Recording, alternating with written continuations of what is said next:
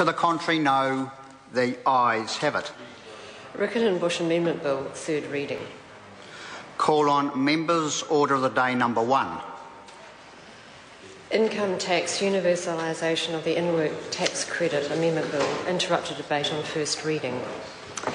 Dr Rajin Prasad. Thank you, Mr Speaker. It's pleased to take a final call on this bill from our side. But I've had time to reflect on contributions from members opposite to this particular bill and to this debate throughout.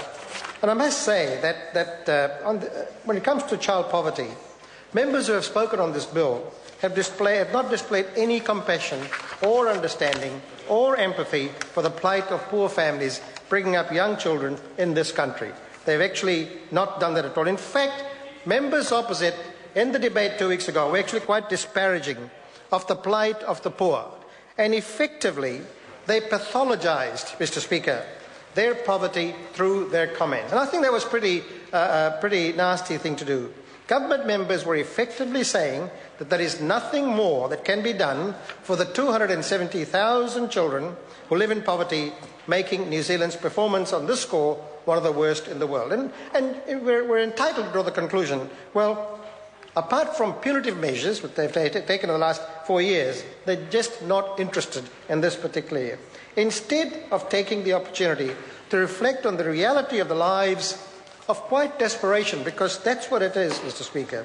Many of these families live lives of quite desperation. And the government members, instead of talking about that, they've actually gone on the attack in this debate, and indeed others concerning this subset of the population. David Bennett's contribution to this debate reached probably even lower than the low standards usually reserved for Maggie Barry, apart from the last speech, and I'll acknowledge that. Well, the cap fits where it. The cap fits where it. That is saying something. For David Bennett, the provisions of this bill was communism. That's what he said. And while I doubt he could accurately define the concept of communism, he went on to interject that $60 per week won't make any difference to the lives of these poor families living in poverty. Clearly, David Bennett was not listening at all to what the Green members were talking about. And both Maitreya Ture and Jen Logie actually gave examples of what was the experience. Maitreya talked about empty lunchboxes in school bags. $60 will go a long way. Teachers desperately seeking funds for kids' breakfasts. Increasing illness and kids desperately looking for food in places that animals look for food. Now, those were the disparaging comments that he was making. And Jen Logie also talked about the poor being left out, not being able to go on school trips, feeling shame of having no spare resources, lacking warm clothes, living from week to week. So this is the empathy of the members opposite to the poor in this country, the most vulnerable. For these families, Mr Bennett, $60 a week would go a very long way. Of course, it won't go a long way for him, because for him, it's only a meal at a reasonable mid-range restaurant. But for these families, it makes a difference between living and really being miserable. Paul Goldsmith also, in his comments in the bill, invoked the spectre of assistance to these families destroying the human spirit. Which century was this guy from? The Charity Organisation Society was a long time ago. And assistance, he said, was like a narcotic. Now, I say to Mr Goldsmith, he can't hide from these images he created during the debate, regardless of the quote was from someone who should have known better.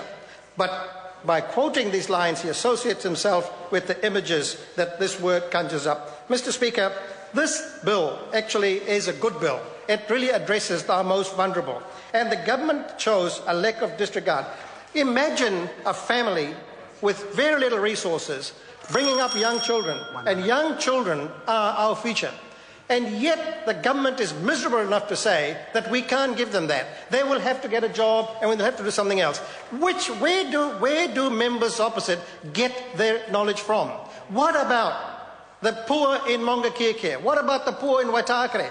What about those people? Have they not gone and seen them? Have they not talked to those families? And yet they come here. The other point I want to make, Mr Speaker, is for these children, this period of development is the most important there is. And if we miss out, in those early 1 to 2 years, all the research shows that if we miss out, then they are on a downwards path.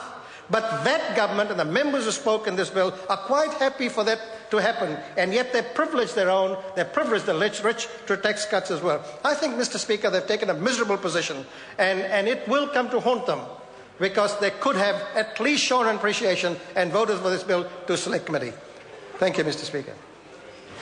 I call Materia Ture, 5 minutes in reply. Thank you very much, Mr. Speaker. I want to thank all of those who have spoken